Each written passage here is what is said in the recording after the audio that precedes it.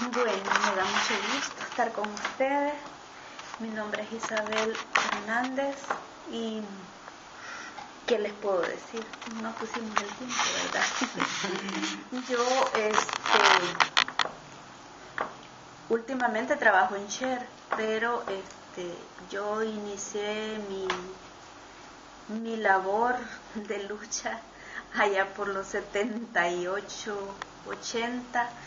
Me inicié en las comunidades eclesiales de base, que era como el espacio donde tuvimos la oportunidad, los jóvenes de aquel entonces, de organizarnos, ya que, bueno, ustedes conocen la historia de El Salvador, ¿verdad? Era difícil, entonces, desde el 84 fui de las fundadoras de CRIPTES, que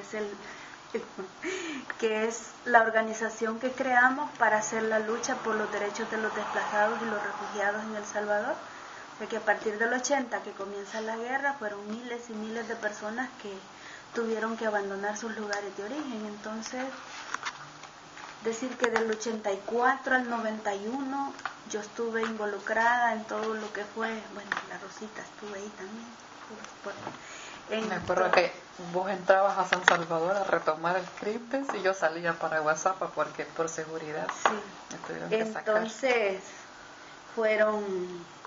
nosotros decimos que fueron unos años muy intensos, ¿verdad?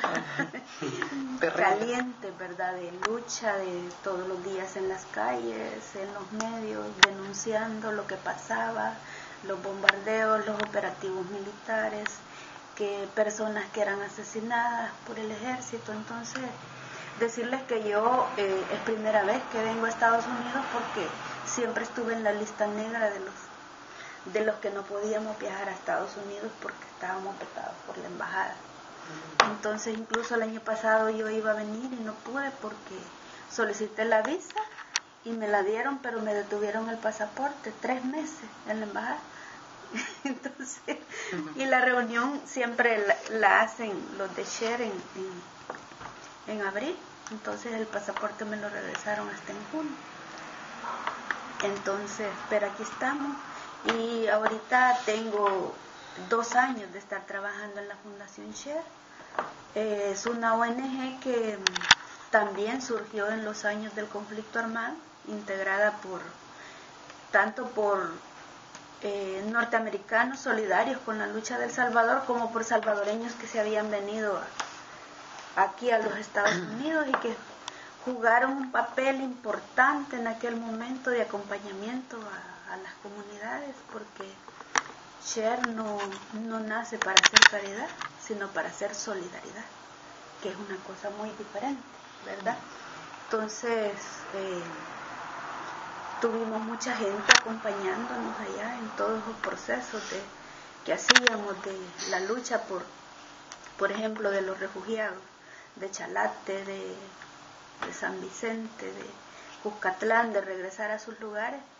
Y entonces había que hacer todo un acompañamiento, y entonces en eso Share, el CIS, el CISPE, NES, o sea, un montón de organizaciones solidarias que acompañaron estas luchas y que también fueron, ¿cómo te explico? Objeto de represión. Tuvimos muchos norteamericanos que fueron solidarios y que allá los capturaban y los deportaban, acusados de que, porque nosotros éramos los terroristas, aunque nuestra labor, como dice él, siempre ha sido humanitaria, porque la lucha era por los derechos de la población civil, ¿verdad? Pero para el gobierno éramos terroristas. El gobierno anterior. Correcto, de acuerdo. Entonces, igual todos los que nos apoyaban también eran calificados y eran deportados. Entonces, eso puedo decir. ¿Cuál es? Yo agregaría algo más también. Una pregunta, ¿cuál es el principal proyecto de Share y cuánto tiempo tiene de existir? Share, vamos a cumplir hoy este año 32 años. Share surgió en el 81 y Share ha tenido diferentes momentos, igual que las organizaciones en El Salvador, ¿verdad? Durante el conflicto armado, el acompañamiento de Sher fue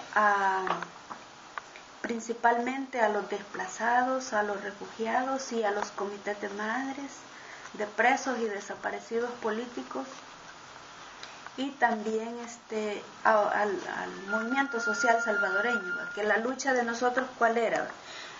La lucha por el respeto a los derechos humanos de la población civil dentro del conflicto armado. Entonces, ¿qué hizo Sher en esa etapa? Primero, educar al pueblo norteamericano sobre lo que estaba pasando en El Salvador, ¿verdad? Porque el principal financiador de esa guerra era el gobierno de los Estados Unidos. $1 millón invertían todos los días en bombas, en armas. Entonces, uno de los objetivos de Sher fue denunciar ante el pueblo norteamericano que sus impuestos estaban siendo utilizados para matar gente en otros países. Lo otro fue organizar delegaciones para acompañar. Por ejemplo, si había un retorno, siempre había acompañamiento de norteamericanos. Más que todo el trabajo de Sher fue con iglesia, y de ahí surgió un programa de hermanamiento de pueblo a pueblo, ¿verdad? Entonces, porque se fueron creando hermanamientos de parroquias o de ciudades de los Estados Unidos con estos pueblos que tenían problemas de violaciones a los derechos humanos. Y eso todavía lo tenemos. Es un programa que surgió en la guerra y que ha perdurado por todos estos años, que se han fortalecido. Tenemos comunidades que acaban, por ejemplo, hay una parroquia de Good Shepherd en Kansas con una comunidad de Aguilares que acaban de celebrar 25 años de hermandad. Y así hay varios, ¿verdad?, que se ha mantenido esa relación por años, pero entonces, que surgieron durante la guerra. Eso. Lo otro, después de todo, fue también la lucha por la firma de los acuerdos de paz, ¿verdad?, que era una de las demandas en aquel momento del movimiento social salvadoreño, bueno, que se acabara la guerra y que hubiera una firma de acuerdos de paz. Entonces, Sher acompañó todo ese proceso. Y después de la firma de los acuerdos de paz, comienza una nueva etapa. El primer punto era exigir el cumplimiento de los acuerdos de paz, ¿verdad? Porque el hecho de que ya hubiera una firma no significa de que las cosas ya se habían logrado. Había que hacer lucha. Adelante.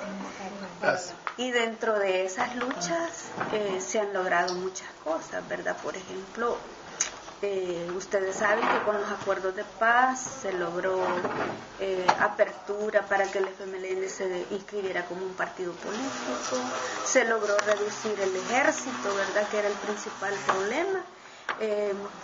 Ya no somos perseguidos por ser organizados en El Salvador, entonces se logró que toda esta población que había sido desplazada, refugiada, obtuviera, por ejemplo, tierra, para por lo menos una vivienda y un pedazo de tierra para trabajar.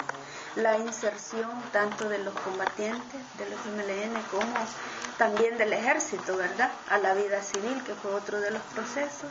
La creación de una nueva Policía Nacional Civil. Bueno, son como parte de las cosas que se lograron. Pero por esto de la transferencia de tierras, por ejemplo, había un compromiso de pagarla. Se logró después la condonación de esa deuda para los campesinos, que no pagaron.